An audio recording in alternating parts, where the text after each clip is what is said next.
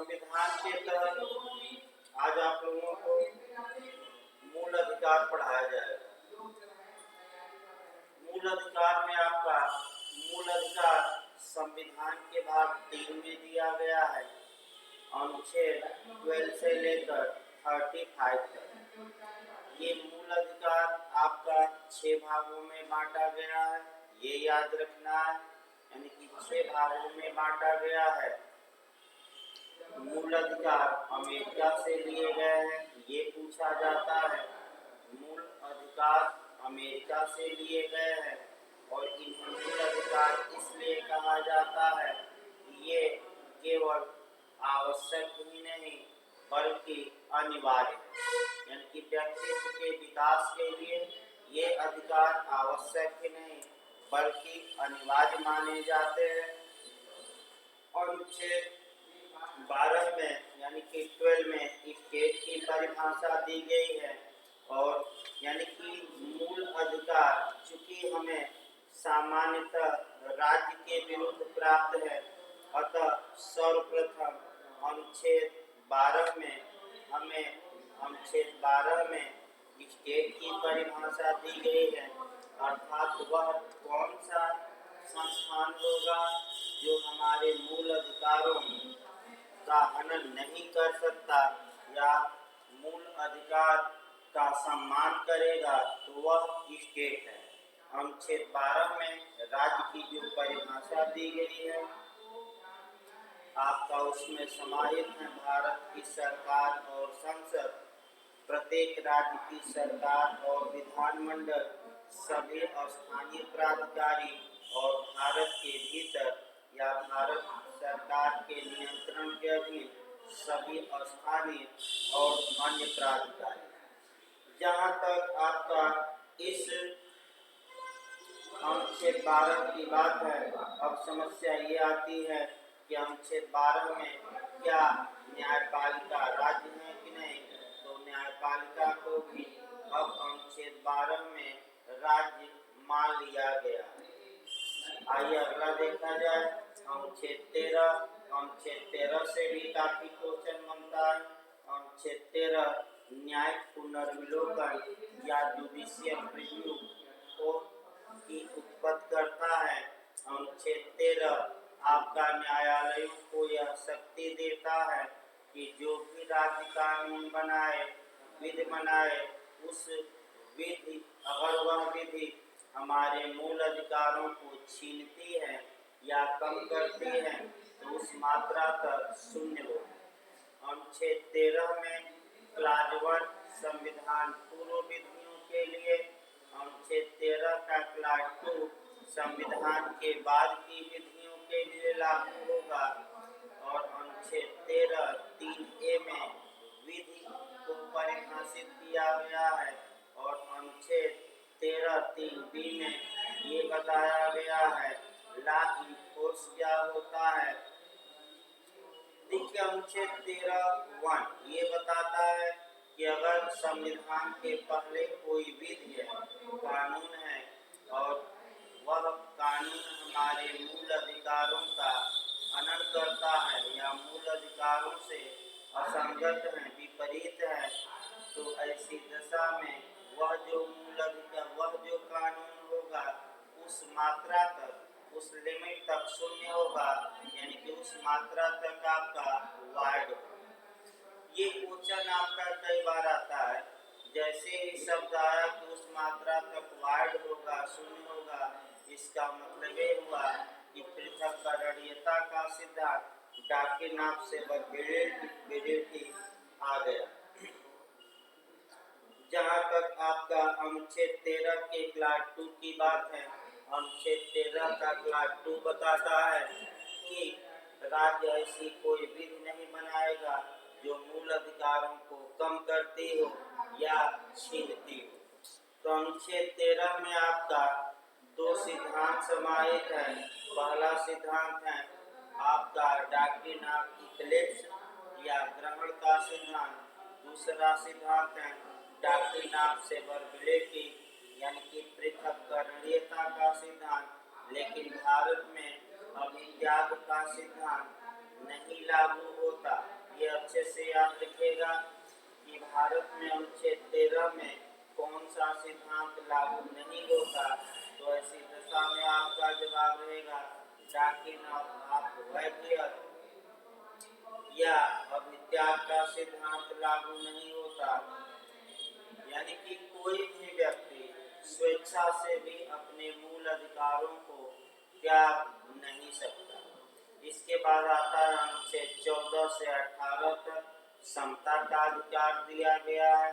Right to equality, समता के बारे में सामान्य नियम अनुच्छेद 14 में, जबकि इसके विशिष्ट रूप अनुच्छेद 15, 16, 17, 18 में दिए गए हैं। अनुच्छेद 14 में प्राकृतिक न्याय भी समाहित है। अनुच्छेद 14 में आपका दर्शक मनमानेपन के विरुद्ध भी संरक्षण समाहित है। अनुच्छेद 14 सबसे व्यापक क्षेत्र में लागू होता है। अनुच्छेद 14 आपका सभी व्यक्तियों को प्राप्त है ये मूल अधिकार। और अनुच्छेद 14 में ये बताया गया है कि किसी भी व्यक्ति को वित्त के समता और विधियों के समान संरक्षण से वंचित नहीं किया जाएगा। तो वित्त के समता, इक्वलिटी बिफोर लॉ, ये इंग्लैंड से लिया गया है। ये आपका नकारात्मक प्रकृति का है। ये इंग्लैंड के डायसी महोदय के वित्त के शासन से लिया गया है। इसका मतलब ये हुआ कि किसी भी व्यक्ति को कोई विशेषाधिकार प्राप्त नहीं है, अर्थात कानून सबसे ऊपर होता है, कानून सर्वोपरि होता है, कानून के समक्ष सब समान है। इसका मतलब ये हुआ कि समान हैसियत में रहने वाले व्यक्तियों के साथ समान व्यवहार किया जाए। लेकिन अनुच्छेद 14 में ही ये समाहित है कि अगर व्यक्तियों की हैसियत असमान है तो उनके साथ असमान व्यवहार किया जा सकता है। अनुच्छेद 14 आपका तमाम आधारों पर विभेद भी किया जा सकता है। और अच्छा आपका ये है कि ईपी रोयप्पा बनाम स्टेट ऑफ तमिलनाडु का केस याद रखिए। E Royappa versus state of Tamil Nadu, जिसमें ये कहा गया कि समता और मनमानापन एक दूसरे के शत्रु हैं और जहाँ किसी व्यक्ति का कार्य मनमाना होगा वहाँ समता का उल्लंघन होगा। विधियों का समान संरक्षण ये सकारात्मक नेचर का है। ये अमेरिका से लिया गया है। सकारात्मक इसलिए है कि जब दो या दो से अधिक व्यक्ति एक हैसियत या स्टेटस में हो तो उन पर एक जैसा कानून लागू किया जाएगा और अर्थात उनके साथ एक जैसा व्यवहार किया जाएगा। ये आपका वित्त के समान विधियों का समान संरक्षण है। आइए अनुच्छेद 15 में, अनुच्छेद 15 5 आधारों पर राज्य को विभेद करने से रोकता है। अनुच्छेद 15 आपका यहाँ भी संशोधन भी पूछा जा सकता है। अनुच्छेद 15 में आपका अच्छे से जानना है। अनुच्छेद 15 जहाँ तक अनुच्छेद 15 की बात है, अनुच्छेद 15 आपका 5 आधारों पर राज्य को विभेद से रोकता है। लेकिन यह जो आपका अनुच्छेद 15 लागू होगा वह सरकारी नियुक्ति या नियोजन से भिन्न मामलों में लागू होगा। यानी कि सरकारी नियुक्ति में लागू नहीं होगा। तो सरकारी नियुक्ति में कौन सा अनुच्छेद लागू होगा? तो आपका 16। आइए अनुच्छेद 15 देखते हैं। यहाँ क्लास वाइज पढ़िएगा। धर्म, मूल, वंश, जाति, लिंग या जन्म स्थान के आधार पर विभेद का प्रतिषेध। राज्य क्रम से याद रखिएगा इसको। राज्य किसी नागरिक के विरुद्ध, यानी कि अनुच्छेद 15 का मूल अधिकार सबको प्राप्त नहीं है। बल्कि केवल और केवल भारत के नागरिकों को प्राप्त है। तो राज्य किसी नागरिक के विरुद्ध केवल धर्म, मूलवंश, जात, लिंग या जन्म स्थान या इनमें से किसी के आधार पर कोई विभेद नहीं करेगा। खंड 2 कहता है कि कोई नागरिक केवल धर्म, मूल, वंश, जाति, लिंग, जन्म स्थान या इसमें से किसी आधार पर किसी सार्वजनिक जगहों पर आने जाने इत्यादि से रोका नहीं जाएगा। खंड 3 भी काफी महत्वपूर्ण है, जो राज्य को ये शक्ति देता है कि राज्य चाहे तो स्त्रियों और बालकों के लिए विशेष प्रावधान कर सकता है। ये कहाँ दिया गया है? तो अनुच्छेद 15 के क्लास 3 में अनुच्छेद 15 का जो क्लास 4 है, ये प्रथम संविधान संशोधन अधिनियम द्वारा जोड़ा गया। ये भी आपका पूछा जाता है कि खंड 4 प्रथम संविधान संशोधन अधिनियम द्वारा जोड़ा गया। इस अनुच्छेद की कोई बात 29 के खंड 2 की कोई बात राज्य को सामाजिक और शैक्षणिक रूप से पिछड़े हुए नागरिकों को किन्हीं वर्गों की उन्नति के लिए एससी या एसटी के लिए कोई विशेष उपबंध करने से निवारित नहीं करेगी। तो कभी कभी पूछा जाता है कि कब जोड़ा गया? तो प्रथम संविधान संशोधन अधिनियम आपका कह सकते हैं कि 1951। इसके बाद आपका जोड़ा गया खंड 2, खंड 5 जोड़ा गया और खंड 5 भी आपका जोड़ा गया 93वें संविधान संशोधन अधिनियम 2005 में। इसमें भी आपका ये है कि निजी और सरकारी शिक्षा संस्थाओं में प्रवेश में रिजर्वेशन दिया जाएगा। ये आपका खंड 5। इसके बाद खंड 6 जोड़ा गया। खंड 6 103वें संविधान संशोधन द्वारा जोड़ा गया। ये पूछा जा सकता है। वो 103वां संविधान संशोधन, जिसमें कि आपको ये बताया गया है कि आर्थिक रूप से जो दुर्बल वर्ग हैं उनके लिए राज्य विशेष प्रावधान कर सकता है, यानी कि ईडब्ल्यूएस के लिए विशेष प्रावधान आपका अनुच्छेद 15 के खंड 6 में और 16 में भी संशोधन हुआ है अनुच्छेद, जिसमें कि 10% आरक्षण की बात की गई है। तो ईडब्ल्यूएस का मामला कब जोड़ा गया, ये क्वेश्चन आ सकता है। तो आपका जवाब रहेगा 103वें संविधान संशोधन अधिनियम 2019।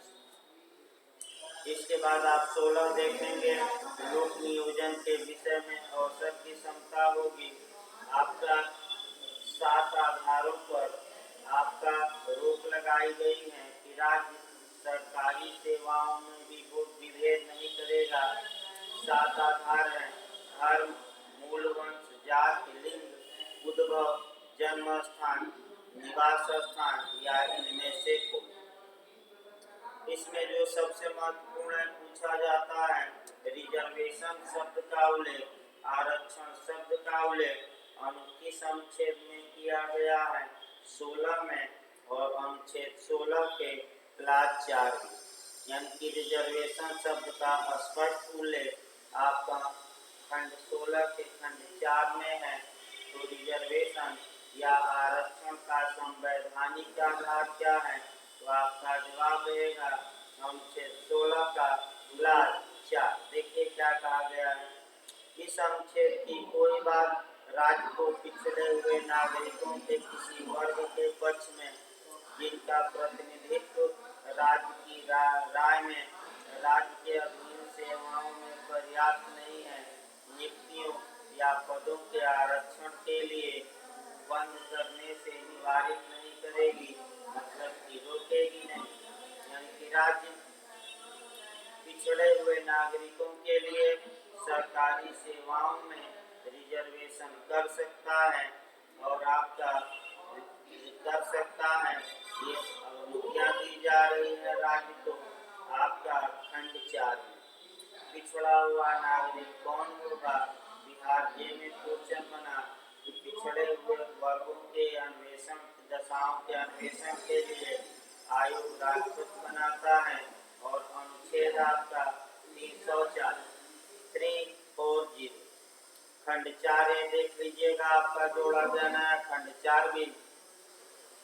खंड 6 नया जोड़ा गया है 103वें संविधान संशोधन द्वारा, जिसमें कि आर्थिक रूप से निर्बल वर्गों के लिए 10% सरकारी नौकरियों में रिजर्वेशन का उल्लेख किया गया।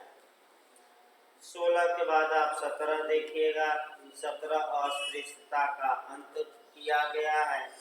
धारा 18 में अनुच्छेद 18 में उपाधियों का अनुच्छेद 19 वाक स्वातंत्र आदि के विषय में कुछ अधिकार दिए गए हैं। तो वर्तमान में अनुच्छेद 19 में 6 स्वतंत्रताएं दी गई है और इसमें संशोधन भी हुआ है। वह 2 संशोधन जरूर याद करके जाइएगा। अनुच्छेद 19 आपका ये रोड माना जाता है स्वतंत्रताओं का। या देखिए अनुच्छेद 19(1) कहता है कि सभी नागरिकों को, यानी कि केवल भारत के नागरिकों को यह अधिकार प्राप्त होगा, सभी नागरिकों को वाक स्वातंत्र और अभिव्यक्ति स्वतंत्र का अधिकार होगा। स्पीच एंड एक्सप्रेशन की अधिकार स्वतंत्रता होगी। दूसरा अनुच्छेद 19 1B में शांतिपूर्ण और निरायुध सम्मेलन की अनुच्छेद 19 1C पूछा जा सकता है, क्योंकि यहाँ संशोधन हुआ है। संगम या संघ या सहकारी समितियाँ जो कोऑपरेटिव सोसाइटी है, ये आपका पूछा जा सकता है। ये 97वें संविधान संशोधन अधिनियम 2011 में जोड़ी गई। तो अनुच्छेद 19(1C याद रखना है। कोऑपरेटिव सोसाइटी कब जोड़ी गई इसमें? तो कोऑपरेटिव सोसाइटी बनाना भी अब एक फंडामेंटल राइट हो गया है अनुच्छेद 19(1C में। इसके बाद डी है भारत के राज्य क्षेत्र में सर्वत्र आबाद संचरण, और आपका ई है भारत के राज्य क्षेत्र के किसी भाग में निवास करने और बढ़ जाने का अधिकार। आपका एक निश्चित है जो संपत्ति का अधिकार था। तो ये पूछा जाता है कि कब निश्चित किया गया? तो 44वें संविधान संशोधन अधिनियम 1978 में और 300A में रखा गया। और अंत में है कोई जी में कोई वृत्ति उपजीविका इत्यादि। यहाँ जो आपको देखना है कि प्रेस की स्वतंत्रता किस अनुच्छेद में समाहित है। तो साकल पेपर लिमिटेड बनाम भारत संघ के बाद में उच्चतम न्यायालय ने ये बता दिया कि प्रेस की स्वतंत्रता भी अनुच्छेद आपका 19(1A में वाक और अभिव्यक्ति की स्वतंत्रता में समाहित है। फिर आपका सूचना का अधिकार पूछे या जानकारी का अधिकार पूछे, या आपका कह सकते हैं कि पूछ ले नोटा का अधिकार पूछे, या राष्ट्रगान के समय मौन रहने का अधिकार पूछे इत्यादि, आपका अनुच्छेद 19 में समाहित है। बहुत व्यापक है अनुच्छेद 19। इसके बाद 20 अपराधों के लिए दो सिद्धि के संबंध में संरक्षण। अनुच्छेद 20 में केवल अनुच्छेद 20 क्रिमिनल मामलों में लागू होगा और ये 3 संरक्षण दिए गए हैं। ये भी तीनों खंडवार याद रखिए। अनुच्छेद 20(1) में प्रोटेक्शन अगेंस्ट एक्स हाइटोला यानी कि कार्योत्तर विधियों से संरक्षण। अनुच्छेद 20 के खंड 2 में प्रोटेक्शन अगेंस्ट डबल जियोपार्डी यानी कि दोहरे खतरे या दोहरे जोखिम से संरक्षण। और अनुच्छेद 20 के क्लास 3 में प्रोटेक्शन अगेंस्ट सेल्फ इनक्रिमिनेशन यानी कि आत्म अपराधरोपण या आत्म अभिशंसन के विरुद्ध संरक्षण। इसके बाद अनुच्छेद 21 प्राण और दैहिक स्वतंत्रता का संरक्षण। तो प्राण और किसी व्यक्ति को उसके प्राण या दैहिक स्वतंत्रता से विधि द्वारा स्थापित प्रक्रिया के अनुसार ही वंचित किया जाएगा, अन्यथा नहीं। इसका मतलब ये हुआ कि किसी व्यक्ति की व्यक्तिगत स्वतंत्रता या प्राण को छीना जा सकता है, लेकिन कैसे? विधि द्वारा स्थापित प्रक्रिया। ये क्वेश्चन बनता है कि विधि द्वारा स्थापित प्रक्रिया आपका कहाँ से ली गई है? तो जापान मार्क कराइएगा। विधि द्वारा स्थापित प्रक्रिया जापान से ली गई। कहाँ से ली गई है? जापान मार्क कराना। इसके बाद आपका केस आता है। केस जो आपको देखना है एक गोपालन का, जिसमें आपका संकुचित निर्वचन किया गया और मेनका गांधी के वाद में व्यापक निर्वचन किया गया। अनुच्छेद 21 में तमाम अधिकार समाहित हैं और तमाम आपका पहलू, यानी कि आपका अनुच्छेद 21 काफी विस्तृत है। मेनका गांधी के वाद से काफी विस्तृत कर दिया गया और तमाम अधिकार इसमें समाहित है। शिक्षा का अधिकार, आपका अमानवीय व्यवहार के खिलाफ अधिकार, आपका तमाम अधिकार शामिल है। एकांतता का अधिकार, पूछ सकता है रिटायर्ड जस्टिस पुट्टू स्वामी बनाम यूनियन ऑफ इंडिया के बाद में ये बता दिया। सुप्रीम कोर्ट की 9 जजों की पीठ ने सर्वसम्मत से एकांतता का अधिकार, निजता का अधिकार अनुच्छेद 21 में समाहित है। इसके बाद अनुच्छेद 21 से आ जाता है शिक्षा का अधिकार। 14 वर्ष से कम आयु के व्यक्तियों का जो शिक्षा का अधिकार होगा वह फंडामेंटल राइट होगा।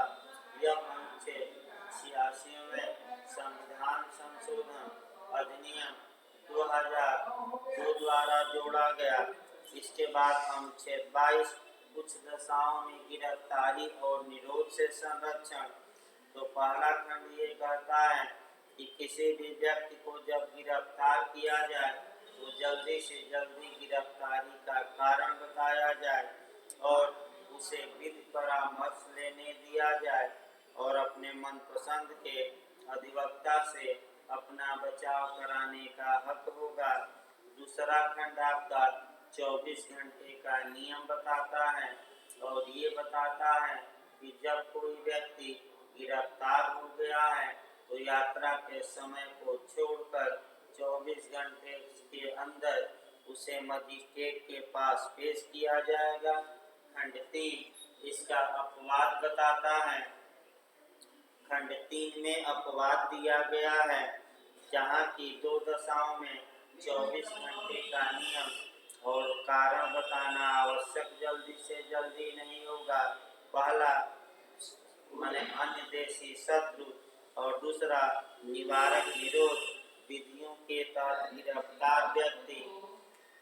खंड 4 भी काफी महत्वपूर्ण है कि निवारक निरोध विधि का प्रावधान खंड 4 से 7 तक में है।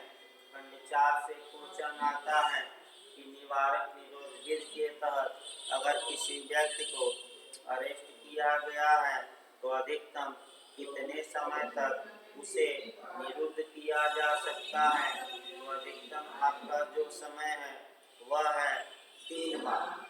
44वें संविधान संशोधन अधिनियम 1978 में इसे 2 माह किया गया, लेकिन आज तक लागू नहीं हुआ। इस पर केस पूछा जाता है एक राय का। एक राय के बाद में सुप्रीम कोर्ट ने नाराजगी व्यक्त की और सरकार से ये निर्देश दिया कि लागू करिए, लेकिन सुप्रीम कोर्ट बाध्य नहीं कर सकता कार्यपालिका को कि वह कोई कानून लागू करे, तो इसलिए आज तक ये लागू नहीं है। और आज भी इसमें निवारक निरोध बिल के तहत गिरफ्तार व्यक्ति को आपका बिना किसी के यहाँ पेश किए आपका अधिकतम 3 माह तक निरुद्ध रखा जा सकता है, यानी कि रखा जा सकता है बंदी बनाकर। इसके बाद शोषण के विरुद्ध अधिकार अनुच्छेद 23 और 24। 23 आपका सबके लिए है और अनुच्छेद 24 केवल बच्चों के लिए बालकों के शोषण के विरुद्ध अधिकार है। और 14 वर्ष से कम के बालकों को किसी कारखाने या खान में नहीं लगाया जाएगा या किसी अन्य पद संकट में नियोजन में नहीं लगाया जाएगा। यह अनुच्छेद 14-24 पूछा जाता है बालकों के लिए स्पेशल। इसके बाद अनुच्छेद 25 से अनुच्छेद 28 आ जाता है, जहाँ की धार्मिक स्वतंत्रता का अधिकार दिया गया है। यहाँ से भी क्वेश्चन आपका बनता है। अनुच्छेद 25 से अंतःकरण की और धर्म की स्वतंत्रता को अबाध रूप से मानने, आचरण करने और प्रचार करने की स्वतंत्रता अनुच्छेद 25 में दी गई है। 26 में धार्मिक कार्यों के प्रबंधन की स्वतंत्रता, 27 में किसी विशिष्ट धर्म के वृद्धि के लिए कर लगाकर करों के समुदाय से स्वतंत्रता। अब 28 कुछ शिक्षा संस्थाओं में धार्मिक शिक्षा या धार्मिक उपासना में उपस्थित होने के बारे में स्वतंत्रता।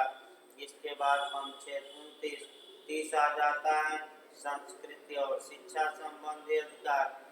तो अल्पसंख्यकों के अधिकार कहाँ हैं? 30 में तो क्या क्या अधिकार हैं? अनुच्छेद 29 में कि भारत के राज्य क्षेत्र या उसके किसी भाग के निवासी नागरिकों के किसी अनुभाग को जिसकी अपनी विशेष भाषा, लिपि या संस्कृति है उसे बनाए रखने का अधिकार होगा आपका।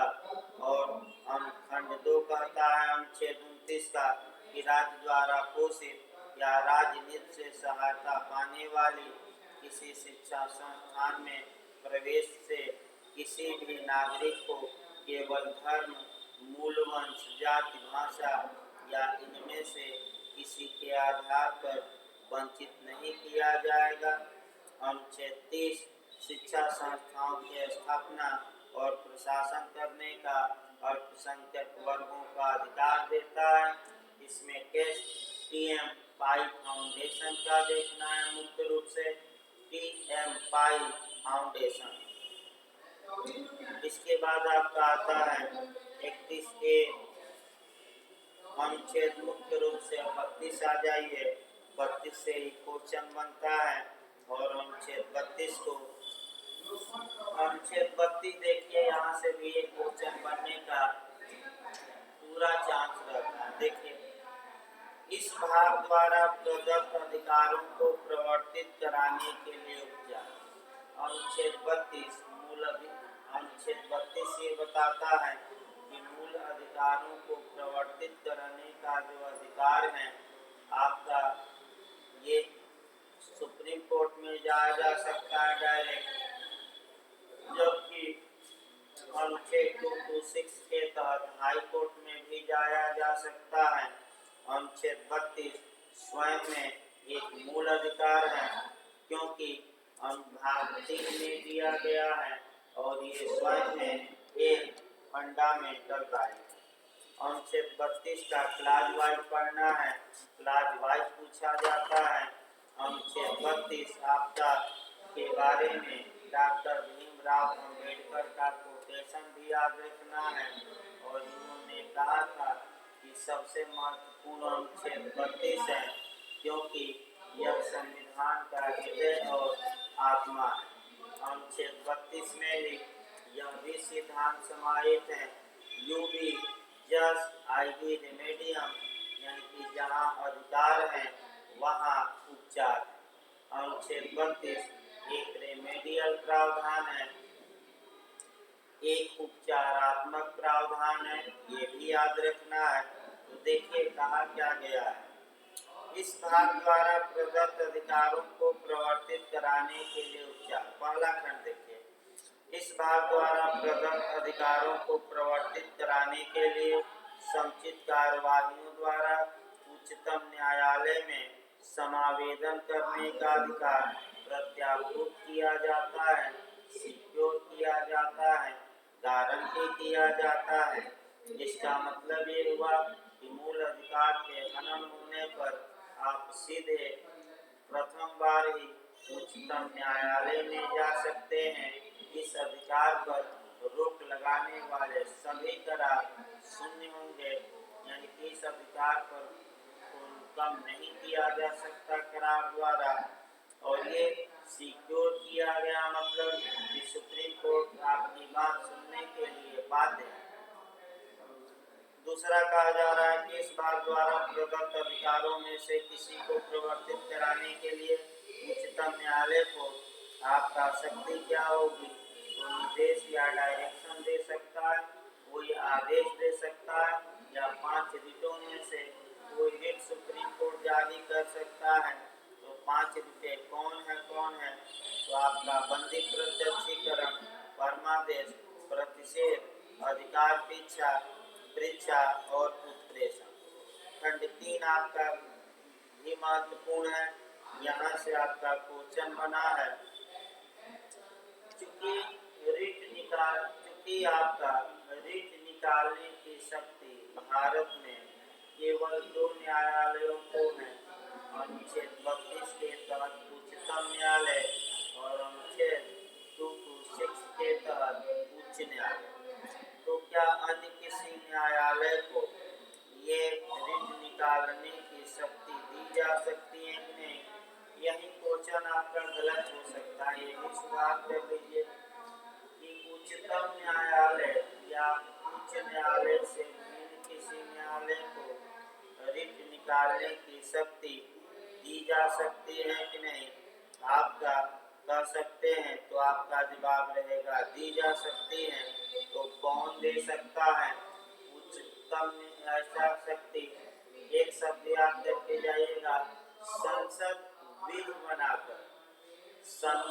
विधि बनाकर आपका किसी अन्य प्राधिकारी को ये सब अन्य न्यायालय को रिट निकालने की शक्ति दे सकती है। इस प्रकार आपका मूल अधिकार निलंबित भी किए जा सकते हैं, लेकिन 2 अनुच्छेद निलंबित नहीं होंगे, अनुच्छेद 20 और 21।